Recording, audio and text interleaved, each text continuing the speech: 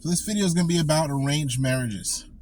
And honestly, the older I get, the more I understand why some cultures do arranged marriages. Growing up, I used to think it was like out of cruelty or out of control.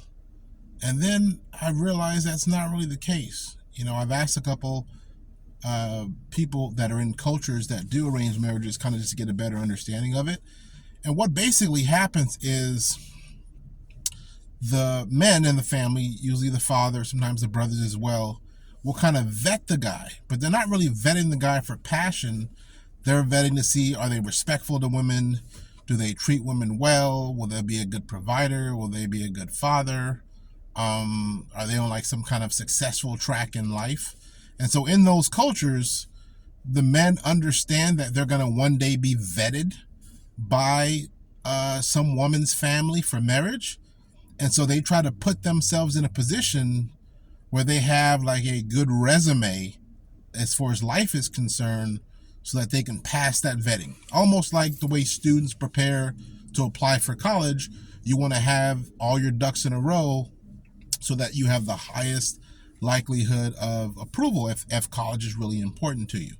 And so that's the same way these people do that. So you have men kind of striving to be the best versions of themselves because they know one day everything they're doing now is going to be judged, and that's going to have a big impact on whether or not, you get the woman that you want and have the family that you want, right?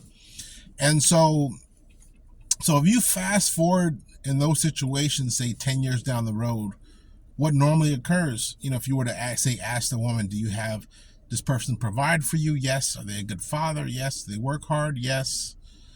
Do you have a good lifestyle? Yes. Now, if you ask them about, hey, do you have a passionate connection? Maybe they'll say yes, maybe they won't. Maybe they'll kind of grow to love the person just based on what he does for them in their life. And maybe they won't. Who knows? So the passion question, I don't really have an answer to, or don't really want to even assume. But those other, 7, 8, 9 boxes as it relates to like having a family and a relationship, those boxes are more than likely going to be a yes.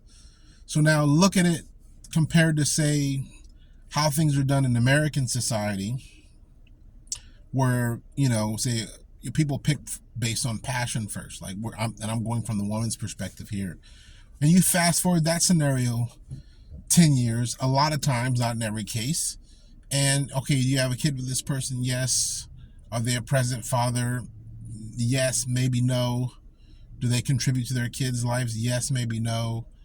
Did the relationship work out? No. And it's like sometimes all you had was passion, and like none of the other boxes or most of the other boxes aren't checked. And it's like it's hard to make an argument that with how few two-family households we have here in America, and how many single parent households we have, that our method is better for society as a whole. It's tough. And so I get now, as I've gotten older, that those methods aren't necessarily done out of like cruelty and control, but mainly out of love. Like, hey, maybe they just feel like, hey, left to your own devices, you may not pick something that is in your best interest, and it may harm you. And what I found out, that the woman usually has to also give approval. It's just in those circumstances, she's not allowed to give approval until the fathers or the men in the house have given approval first. But she's not then forced to marry. You have to then kind of consent as well. It's just you can't consent to someone that the men in your family disapprove of.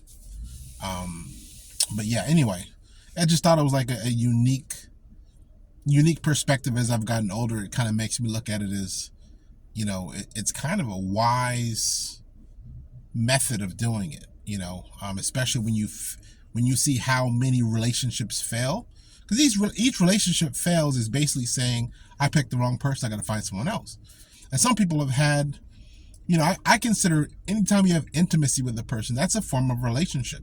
If you're having, sex with a person, even if you're not with them for a long time, it's still a relationship. It might be a sexual one, but you got people that are, before they get married, 40, 50, 60 failed relationships, picking for themselves, as opposed to these other circumstances where the divorce rate is almost non-existent, and most of the relationships succeed. So it's hard to argue based on the results and the outcome that it's not a better method.